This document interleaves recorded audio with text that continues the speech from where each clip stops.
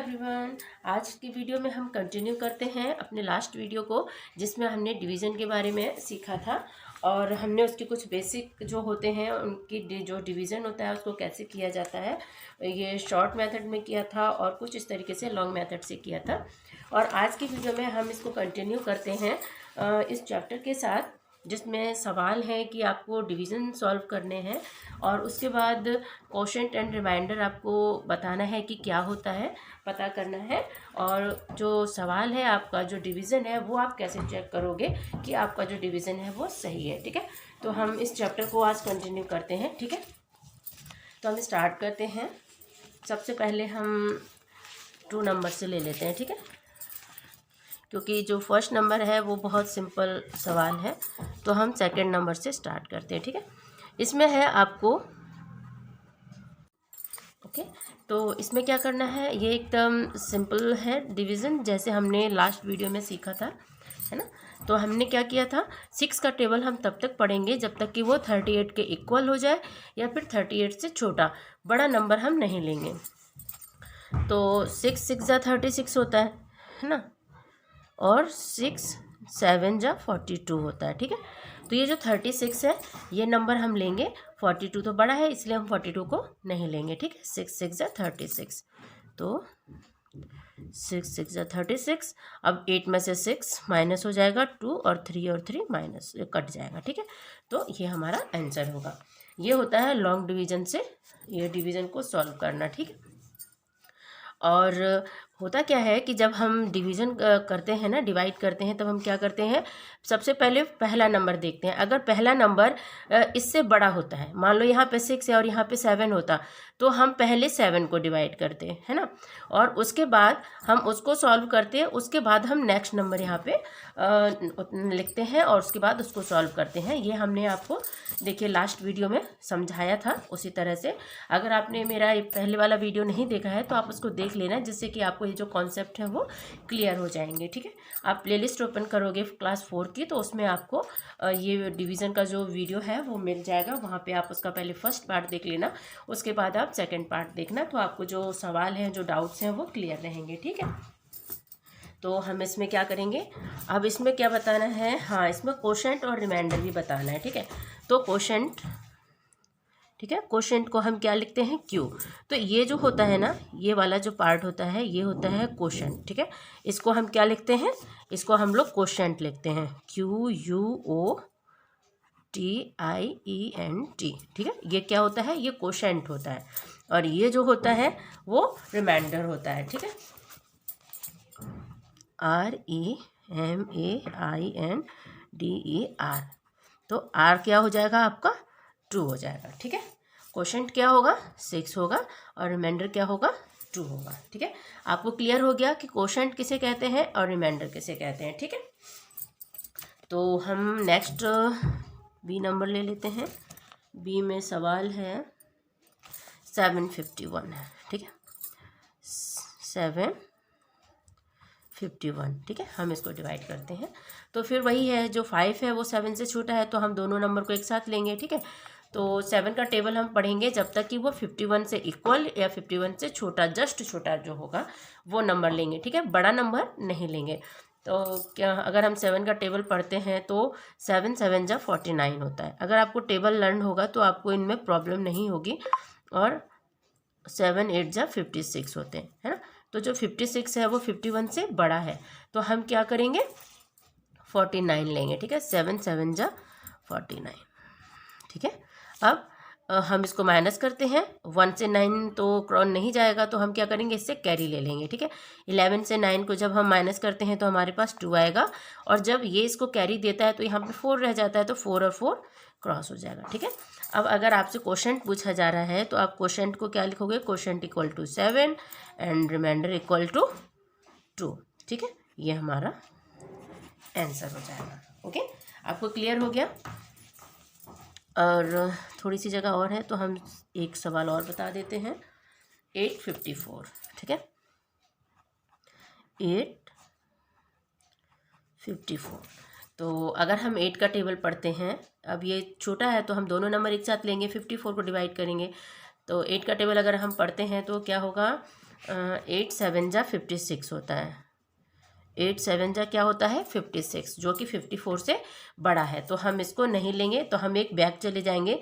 8 6 जा 48 होता है ना, तो हम 8 6 जा यूज़ करेंगे। ठीक है, 6 बार डिवाइड करेंगे और यहाँ पे 48 हो जाएगा। ठीक है, अब क्या होगा, 4 से 8 माइनस नहीं होता है, तो हम इसे कैरी लेंगे। अब जब 5 इसको 1 कैरी देगा तो 14 से 8 जब हम माइनस करते हैं तो 6 आएगा और ये 4 रह जाएगा, 4 और 4 क्रॉस हो जाएगा। ठीक है, तो हमारा कोशेंट क्या हो जाएगा, कोशेंट होगा 6 और रिमाइंडर होगा, ये भी 6 ही है। ठीक है, ये हमारा आंसर हो जाएगा। ठीक है, अब आपको क्लियर हो गया होगा, कोशेंट जो हम डिवाइड करने के बाद जो हमारा आंसर होता है वो हमारा कोशेंट होता है, और जो हमारे पास बचता है, लेफ्ट होता है, मतलब नीचे शेष बच जाता है, वो हमारा रिमाइंडर होता है। ठीक है, तो हमारा जो एक पार्ट है वो ख़त्म हो गया। ठीक है, हम अब सेकंड करते हैं। इसमें है, देखिए ये सवाल है, find the quotient and the remainder using long division. अब इसमें वही चीज़ है जो हमने यहाँ पे की थी, यहाँ पे सीधे सीधे सवाल दिया हुआ था और हमने डिवाइड कर दिया। इसमें इस तरह से लिखा हुआ है और करना वही है जो हमने अभी किया था। हम फॉर एग्जांपल एक बता देते हैं। ठीक है, फाइंड द, सवाल वही है, बस आपको सवाल को देने का तरीका यहाँ पे चेंज हो गया है। यहाँ पे भी उसी तरह से दिया हुआ है, यहाँ पे भी वही काम करना है, लेकिन बस थोड़ा उसको चेंज करके आपको दिया गया है। ठीक है, लेकिन जब बच्चे उसको समझते नहीं हैं तो वो कंफ्यूज हो जाते हैं कि हम इसको कैसे करेंगे।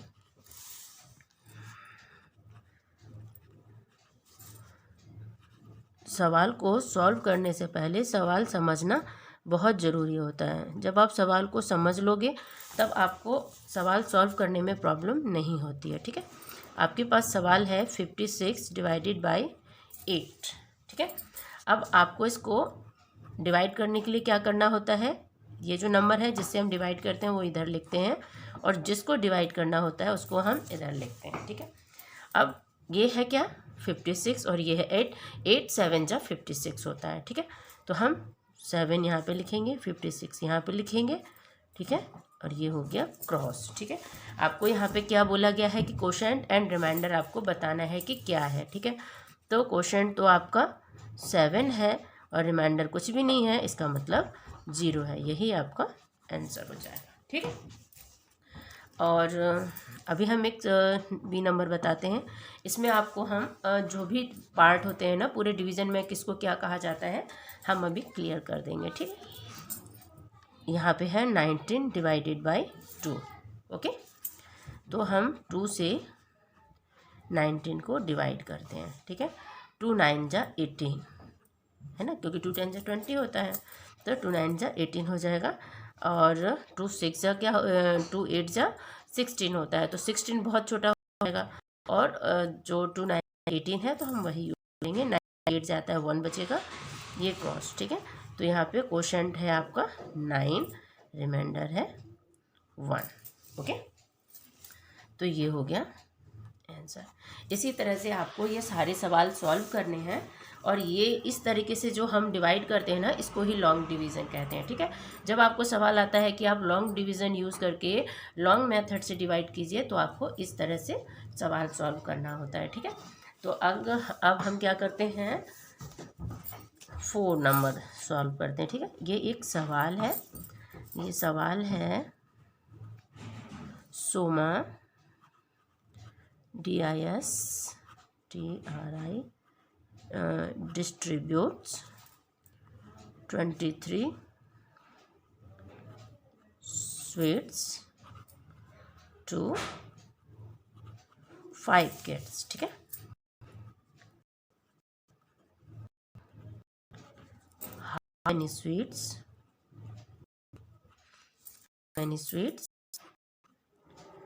does each get। ठीक है, प्रत्येक मिलेंगी, how many sweet are left. ठीक है,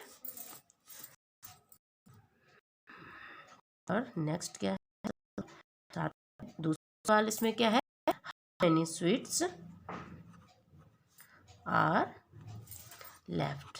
ठीक है, तो इसको बनाने से पहले हम क्या करेंगे, पहले सवाल को समझते हैं, ठीक है। इसमें क्या लिखा हुआ है कि Soma distributes 23 sweets to 5 kids, ठीक है। How many sweets does each kid get, how many sweets are left. इसमें है कि सोमा ने 23 स्वीट्स को 5 किड्स में डिस्ट्रीब्यूट किया, मतलब कि वो इक्वल डिस्ट्रीब्यूट करेगा, ठीक। How many sweets does each kid get, ठीक है, हर एक बच्चे को, प्रत्येक बच्चे को कितनी स्वीट्स मिलेंगी, और how many sweets are left, और कितनी स्वीट्स जो है बच जाएंगी। तो जब भी हम इक्वली डिवाइड करते हैं ना किसी भी चीज़ को, जब हम इक्वली डिवाइड करते हैं किसी में, तो हम वहाँ पे डायरेक्टली डिवाइड ही करते हैं, ठीक है। जैसे 23 स्वीट्स है और उसको हमको 5 किड में इक्वली माने देना है, ठीक है। तो हम, और उसमें पूछा जा रहा है कि प्रत्येक को कितना मिल रहा है ना, हर एक बच्चे को कितना मिल रहा है। तो इसमें जब ईच वाले वो बात आ जाती है तब हम उसको क्या करते हैं, डिवाइड करते हैं। तो हम क्या लिखेंगे, गिवन सॉल्यूशन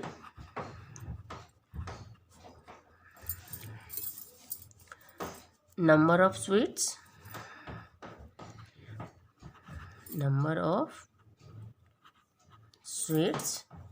equal to 20, ठीक है। number of kids equal to 5.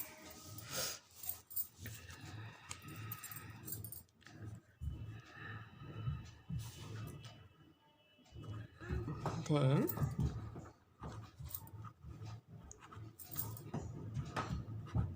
get 23 divided by 5,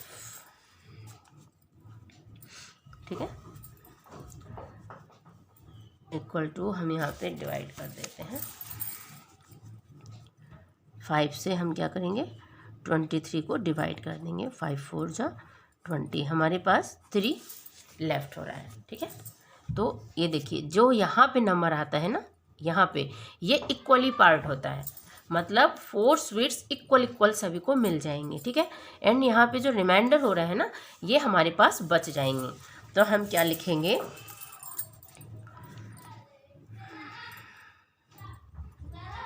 each kid gate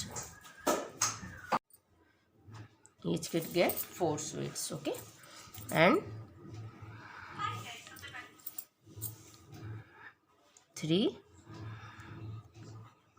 sweets are left, okay. ये हमारा आंसर हो जाएगा, ठीक है। आपको क्लियर हो गया होगा कि जब भी इस तरह का जब सवाल होता है कि आपको बोला जाए कि ईच किड मतलब प्रत्येक को, मतलब हर एक को कितना कितना मिलेगा, है ना, तो उसमें हम क्या करते हैं, उसको डिवाइड करते हैं। जब हम डिवाइड करते हैं तभी हमें पता चलता है कि इक्वली कितना सबको मिलेगा, और जब जो बचता है ना, जो रिमाइंडर होता है वो हमारा लेफ्ट होता है, उतना हमारा बच जाता है, और जितना हम यहाँ पे आता है उतना इक्वल सबको मिल जाता है, ठीक है। तो अगर इस तरह के सवाल होंगे तो आप इस तरह से सॉल्व करना। ये वाला इक्वली पार्ट होता है, और ये इक्वल देने के बाद हमारे पास जो बचता है वो रिमाइंडर में आता है, ठीक है। तो नेक्स्ट है solve and check your answer, ठीक है। अब हम 5th नंबर सॉल्व करते हैं, सॉल्व एंड। अगर आपको लगता है कि मेरा वीडियो आपके लिए हेल्पफुल होता है तो प्लीज़ आप मेरे चैनल को सब्सक्राइब ज़रूर करना, ओके, क्योंकि मैं पूरी कोशिश करती हूँ कि आप लोगों के लिए एक अच्छा वीडियो लेके आऊँ जो आप लोगों के लिए हेल्पफुल हो। तो आगे है सवाल ये है, ठीक है। हमने आपको एक एक दो सवाल करके बता दिए हैं, जिससे आपको जो कॉन्सेप्ट है वो क्लियर हो जाए, और इसी बेस पे बाकी सवाल जो है वो कंटिन्यू करने हैं आपको, ठीक है। तो हम इसके क्या करेंगे, इसको जस्ट डिवाइड करना है सॉल्व करने के लिए। पहले हम इसको डिवाइड करेंगे, उसके बाद हम अपने आंसर को चेक करेंगे, ठीक है। चेक करने का भी एक फॉर्मूला होता है। पहले हम इसको डिवाइड करें, ये क्या होगा, 4 8 जा 32। आपको डिवाइड कैसे करना है अभी तक हमने क्लियर कर दिया है, तो आपको पता होगा, ठीक है। तो यहाँ पे हम पहले क्लियर लिख लेते हैं कि आपका क्वोशंट क्या है, रिमाइंडर क्या है, डिवाइज़र क्या है और डिविडेंड क्या है। ठीक है, और उसके बाद फिर हम इसको चेक करेंगे। ओके, तो चेक करने के लिए हमें क्या करना पड़ेगा, quotient, remainder, divisor and divisor and dividend, इन तीनों को, इन चारों को पहले लिखना होगा। ठीक है, तो क्वोशंट क्या है 8, ठीक है, रिमाइंडर 2, डिवाइज़र 4, ठीक है, एंड डिविडेंड 34। इस चीज़ का आप ध्यान रखना। आप यहाँ पे देखो, ये क्वोशंट, ये रिमाइंडर, ये डिवाइज़र और ये डिविडेंड। ओके, तो जब हम चेक करेंगे तो हमारा फॉर्मूला क्या होता है, dividend equal to divisor multiply quotient plus remainder. अब हम क्या करेंगे, डिविडेंड आपका कितना है 34, ठीक है, डिविडेंड कितना है 34, देन यहाँ पे 34 लिखिए, और divisor multiply quotient, divisor and quotient, ठीक है, तो 8 मल्टीप्लाई 4, ठीक है, प्लस हमारा रिमाइंडर हो जाएगा 2। ओके, अब हम इसको करते हैं, 8 4 जा 32, ठीक है, 32 प्लस 2 इक्वल टू, ये भी 34 है और ये भी 34 है। So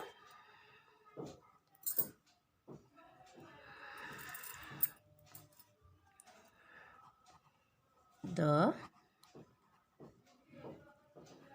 division is correct. Okay, ये हमारा आंसर हो जाएगा। ओके ओके, तो अब आपको ये क्लियर हो गया होगा कि जो डिवीज़न है उसको कैसे चेक करना है। आप यही प्रोसेस फॉलो करना। इसमें 4 सवाल और हैं जो आप सॉल्व कर लेना, या फिर हम नेक्स्ट वीडियो में ये चारों सवाल आपको सॉल्व करके दिखा देंगे। ठीक है, तब तक आप इसकी प्रैक्टिस करना, एंड नेक्स्ट वीडियो में कुछ नेक्स्ट कॉन्सेप्ट के साथ और नेक्स्ट चैप्टर के साथ मिलते हैं। तब तक के लिए thank you and have a nice day. अगर आपको मेरा चैनल, मेरे वीडियोज़ आपके लिए हेल्पफुल होते हैं तो प्लीज़ मेरे चैनल को सब्सक्राइब ज़रूर करना। तब तक के लिए thank you and have a nice day.